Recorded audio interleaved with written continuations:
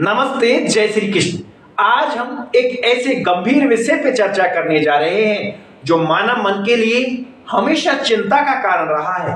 एक ऐसा गंभीर रहस्य जिसको हर मनुष्य जानना चाहता है और वो रहस्य है मृत्यु का रहस्य।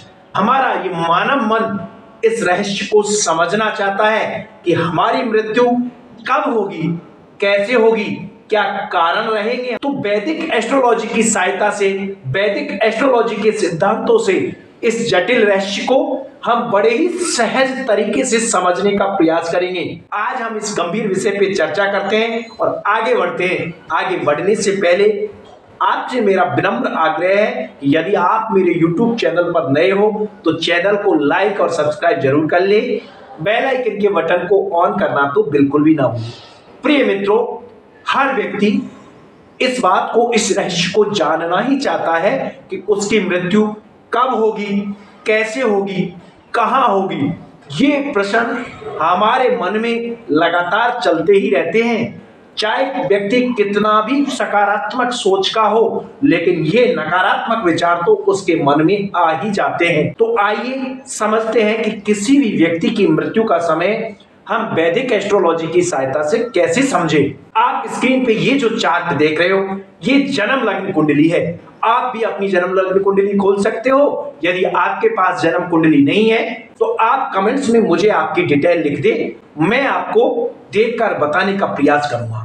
मित्रों, जन्म कुंडली में ये 12 भाव होते हैं, जहां 1 लिख रखा है इसे पहला भाव, 2 लिख रखा है दूसरा भाव, 4 लिख रखे हैं चौथा भाव, 12 लिख रखे हैं ये 12वां भाव। यानी 1 से लेकर ये जो संख्या लिख रखी है ये 12 भाव है। अब जन्म कुंडली में भाव हमेशा स्थायी रहते हैं। ये जो संख्या लिख रखी है ये तो बदलते रहते हैं। जहां जिस भाव में 1 लिख रखी है वहां 2 भी लिखा रह सकता है, 5 भी लिखा रह सकता है। यानी जो संख्या है ये तो राशियों को रिप्रेजेंट करती है, लेकिन जो ये भाव होते हैं, ये जो खाने होते हैं, जैसे जहां 1 लिख रखा है इसको हम पहला भाव कहते हैं और ये हमेशा स्थायी रहता है। राशियां बदलती रहती है लेकिन भाव स्थायी रहते हैं। अब जन्म कुंडली में पहले भाव को लग्न भाव कहा जाता है और लग्न भाव से हम हमारा व्यक्तित्व देखते हैं। अब जो ये 8वां भाव होता है इसको आयु का भाव कहा जाता है। आयु के भाव से 12वां भाव यानी 7वां भाव मारक भाव कहलाता है। इसके साथ साथ ही अष्टम से अष्टम यानी जन्म कुंडली का 3रा भाव, इससे भी हम आयु देखते हैं और इसका 12वां भाव यानी दूसरा भाव।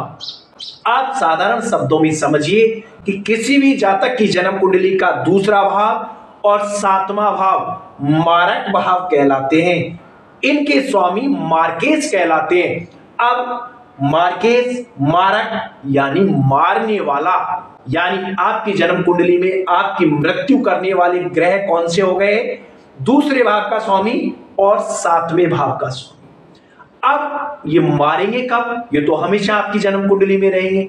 अब आप समझिए, जब किसी भी जातक की जन्म कुंडली में मार्केस यानी 7वें भाव के स्वामी या द्वितीय भाव के स्वामी की महादशा आती है, अंतरदशा आती है, प्रत्यंतर दशा आती है, तब व्यक्ति के मृत्यु होने का खतरा बन जाता है। अब आप समझिए कि सबसे पहला जो अधिकार मारने का दिया गया है वो 7वें भाव के स्वामी को दिया गया है। 7वें भाव के स्वामी यानी मार्केस की जब महादशा आएगी और उसके साथ द्वितीय भाव के स्वामी जो दूसरा मार्केस है उसकी भी प्रत्यंतर दशा, अंतरदशा आ गई, ये आपके लिए मृत्यु तुल्य कष्ट देने का या मृत्यु का समय हो सकता है। इसका तात्पर्य ये तो कतई नहीं है कि जब भी मारक की दशा आ गई तो आपकी मृत्यु होना निश्चित ही है, लेकिन हाँ, यदि उस वक्त आपके लग्नेश भी कमजोर हो गए तो आपकी मृत्यु होने की पूरी संभावना बन जाती है। जब तक लग्नेश कमजोर नहीं होगा तब तक आपकी मृत्यु नहीं होगी।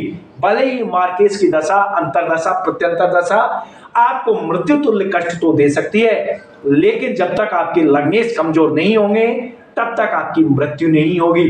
तो सारांश में हम यही समझते हैं कि जब भी 7वें भाव के स्वामी या द्वितीय भाव के स्वामी यानी दोनों मार्केस ग्रहों की महादशा, अंतरदशा, प्रत्यंतर दशा आएगी और साथ में लग्नेश कमजोर हो गए तो वो समझ लीजिए कि आपकी मृत्यु होने का समय बन सकता है या आपको मृत्यु तुल्य कष्ट मिल सकता है।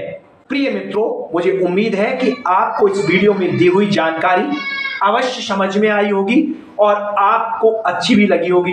अब यदि आप ये जानना चाहते हैं कि आपकी मृत्यु किस कारण से हो सकती है, घर पे हो सकती है या कहीं दूर हो सकती है, तो आप मुझे कमेंट्स करके बताएं। मैं आपके लिए वो वीडियो भी जरूर लेकर आऊंगा, लेकिन आप इस वीडियो को ढेर सारा प्यार दीजिए।